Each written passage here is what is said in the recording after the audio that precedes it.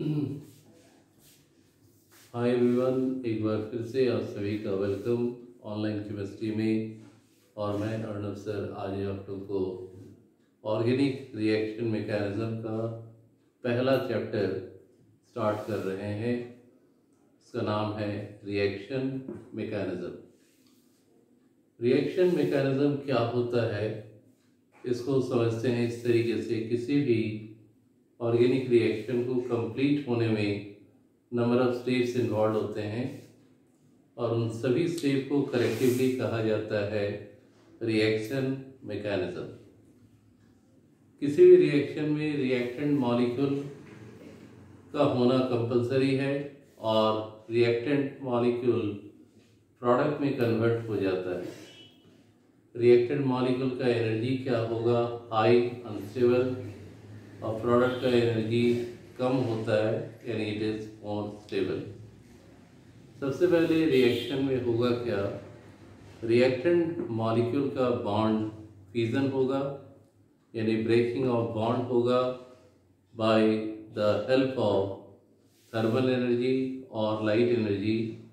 और इस bond fusion के कारण हाईली रिएक्टिव स्पीसीज का फॉर्मेशन होता है, जिसको हम लोग रिएक्शन इंटरमीडिएट कहते हैं।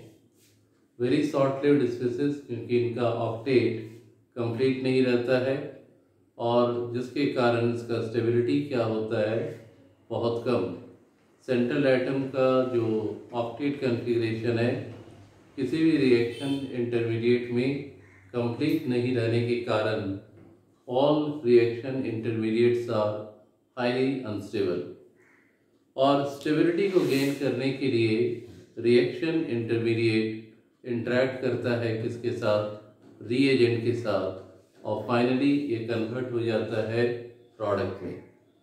ये कंप्लीट स्टेप्स को हम लोग रिएक्शन मैकेनिज्म कहते हैं। जैसे कि यहाँ देख सकते हो, रिएक्टेंट मॉलिक्यूल का बॉन्ड फ्यूजन हो रहा है और बॉन्ड फ्यूजन के कारण हाईली रिएक्टिव रिएक्शन इंटरमीडिएट का फॉर्मेशन होता है।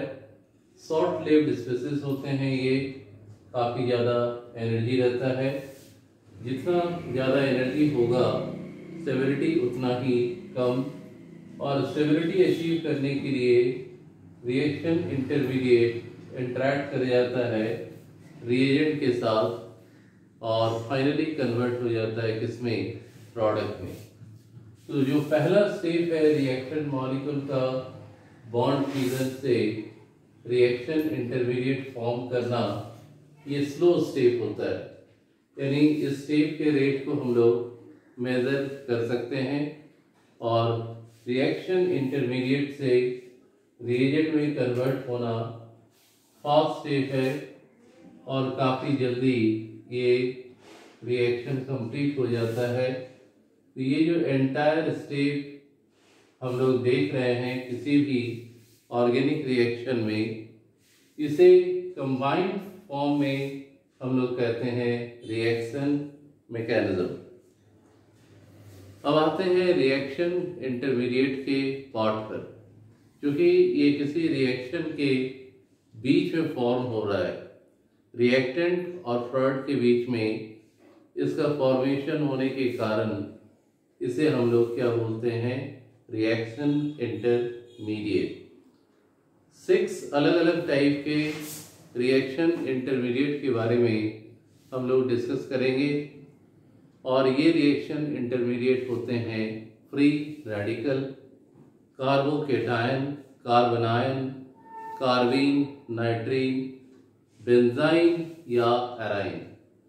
इन सभी रिएक्शन इंटरमीडिएट को हम लोग डिटेल में पढ़ेंगे, कैसे इन रिएक्शन इंटरमीडिएट को हम लोग जनरेट कर सकते हैं, इनके स्ट्रक्चर को कैसे फाइंड आउट कर सकते हैं, और रिएक्शन इंटरमीडिएट का क्या रोल प्ले होता है in a particular type of organic reaction.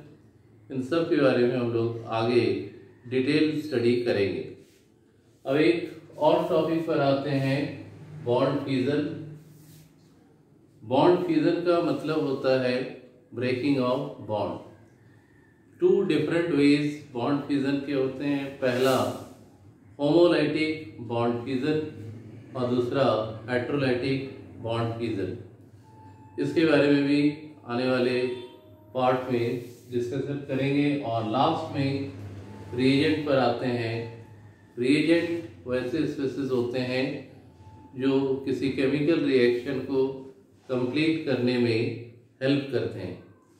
Reagent का भी क्लासिफिकेशन इलेक्ट्रोफिलिक रिएजेंट यानी इलेक्ट्रॉन लेने वाला, और न्यूक्लियोफिलिक रिएजेंट जो न्यूक्लियस को इंटरैक्ट करता है उसे हम लोग न्यूक्लियोफिलिक रिएजेंट कहते हैं। सबसे पहले देखेंगे बॉन्ड फ्यूजन, कैसे बॉन्ड फ्यूजन होता है और बॉन्ड फ्यूजन के कारण रिएक्शन इंटरमीडिएट का फॉर्मेशन होता है। पहले इसको आप लोग नोट डाउन कर लो।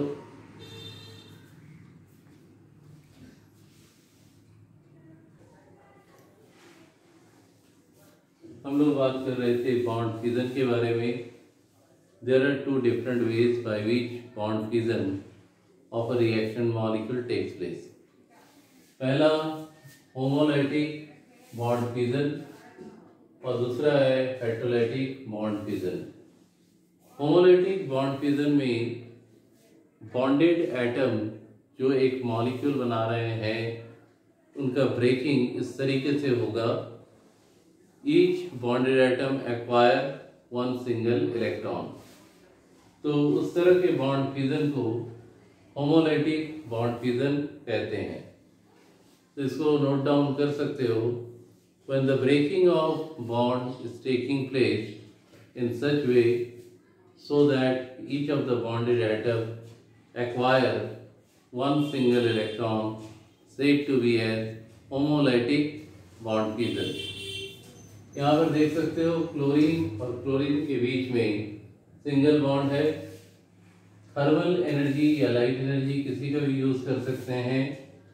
बॉन्ड का जो इलेक्ट्रॉन है, एक बॉन्ड में दो इलेक्ट्रॉन होते हैं, तो एक एक इलेक्ट्रॉन दोनों एटम एक्वायर किया। तो ऐसे बॉन्ड फ्यूजन को हम लोग होमोलाइटिक बॉन्ड फ्यूजन कहते हैं। और ये जो हाफ एरो है ये एक इलेक्ट्रॉन को रिप्रेजेंट करता है। जब जब होमोलाइटिक बॉन्ड फ्यूजन होता है इसके कारण जो भी रिएक्शन इंटरमीडिएट बनता है उसे हम लोग क्या बोलते हैं, फ्री रेडिकल। फ्री रेडिकल के पास अनपेयर्ड इलेक्ट्रॉन होने के कारण दे आर हाईली रिएक्टिव, ताकि वो आपस में इंटरैक्ट करे दूसरे रिएजेंट के साथ और अनपेयर्ड इलेक्ट्रॉन जो है वो पेयर्ड हो जाए। यहाँ पर पहले वाले केस में क्या है, दोनों एटम आइडेंटिकल है। इसके बाद सेकंड एग्जांपल यहाँ पर होमोलाइटिक फ्यूजन का ही हम लोग ले रहे हैं, मीथेन। कार्बन हाइड्रोजन बॉन्ड का एक इलेक्ट्रॉन कार्बन पर एक हाइड्रोजन पर, इसके कारण इस तरीके से बॉन्ड का ब्रेकिंग हो रहा है। कार्बन के पास एक इलेक्ट्रॉन और एक इलेक्ट्रॉन हाइड्रोजन एटम के पास। तो एक इलेक्ट्रॉन जो मिला तो इसको हम लोग क्या बोलेंगे, हमेशा याद रखो कि homolytic bond fusion free radical reaction intermediate को जनरेट करता है, चाहे बॉन्डेड एटम सेम हो या बॉन्डेड एटम जो है वो डिफरेंट हो, जैसे मीथेन के केस में कार्बन और हाइड्रोजन। इसको कहते हैं CH3 को हम लोग जानते हैं मिथाइल, तो ये क्या बना, मिथाइल फ्री रेडिकल। तो होमो वर्ड का मीन्स होता है बराबर या आइडेंटिकल। जब बॉन्ड का ब्रेकिंग इस तरीके से हो कि दोनों bonded atom same number of shared electron को गेन करे तो उसे हम क्या बोलते हैं, होमोलाइटिक बॉन्ड फ्यूजन। और इसके कारण जो रिएक्शन इंटरमीडिएट बना उसे कहते हैं फ्री रेडिकल। अब नेक्स्ट पार्ट में आते हैं हेटेरोलाइटिक बॉन्ड फ्यूजन। मेरे साथ इसको आप लोग नोट डाउन करें। when the breaking of bond is taking place in such way so that charged ions are formed, said to be as heterolytic bond fission. And such type of bond fission occurs when the electronegativity of the bonded atom are different, or you can say difference in the electronegativity value is maximum. तो हेटेरोलाइटिक bond fission का means होता है उस तरह का bond fission जिसमें जो bonded atom है उनके बीच का जो इलेक्ट्रोनेगेटिविटी का डिफरेंस है वो बहुत ज़्यादा हो। जैसे यहाँ पर CH3X मिथाइल हैलाइड दिया गया है, कार्बन 3 बॉन्ड हाइड्रोजन के साथ बना रहा है और 1 बॉन्ड हैलोजन के साथ बना रहा है। हैलोजन को हमने X से रिप्रेजेंट किया।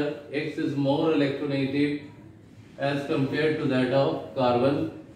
तो शेयर्ड इलेक्ट्रॉन जो कार्बन हैलोजन के बीच में जो ये सिंगल बॉन्ड बना है उसके जितने भी इलेक्ट्रॉन्स हैं यानी 2 इलेक्ट्रॉन वो पूरा का पूरा कौन विड्रॉ करेगा हैलोजन, और इस तरीके से बॉन्ड का ब्रेकिंग होगा। 3 हाइड्रोजन है तो यहाँ पर H3 C पर प्लस, हमेशा याद रखना जहाँ पर टेल है वहाँ प्लस साइन और जहाँ पर एरो है वहाँ नेगेटिव साइन। तो CH3 C पर प्लस, इसको स्ट्रक्चरली दिखा सकते हो इस तरीके से हम यहाँ पर इसको शो कर देंगे। तो यहाँ CH3 प्लस इसको कहेंगे मिथाइल कार्बोकेटायन। तो इसके कारण हेटेरोलाइटिक बॉन्ड फिजन के कारण चार्ज आयन बन रहा है, और अगर कार्बन पर पॉजिटिव चार्ज आए तो उसे कहते हैं कार्बोकेटायन, और हेटेरोलाइटिक बॉन्ड फिजन कार्बोकेटायन का जनरेशन करता है। तो दोनों तरह के बॉन्ड फिजन को हमने अच्छे तरीके से आपको समझाने का कोशिश किया, और जैसे जैसे मैं बोलते जाऊंगा उसी तरीके से आप लोग नोट डाउन कर लेना है। अब हम लोग बात करेंगे रिएजेंट्स के बारे में, उससे पहले इसको नोट डाउन कर ले।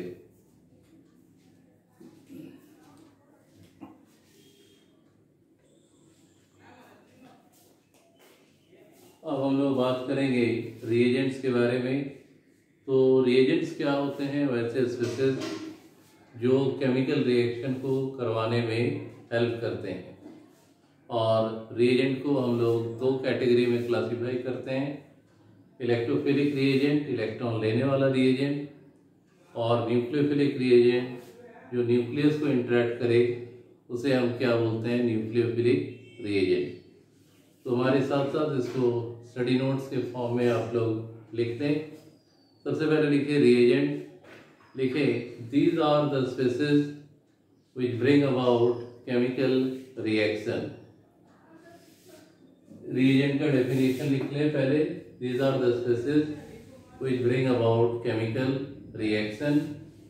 then types of reagent में सबसे पहले लिखे electrophilic reagent, और दूसरा लिखें न्यूक्लियोफिलिक reagent। इलेक्ट्रोफिलिक reagent को डिफाइन करते हैं the reagents which are electron loving are said to be as electrophilic reagent। और टाइप्स ऑफ इलेक्ट्रोफिलिक रिएजेंट में लिखे सबसे पहले चार्ज्ड इलेक्ट्रोफिलिक रिएजेंट या charged electrophile. All the positively charged ion are the example of charged electrophile, जैसे कि R+, RCO+, NO2+, etc।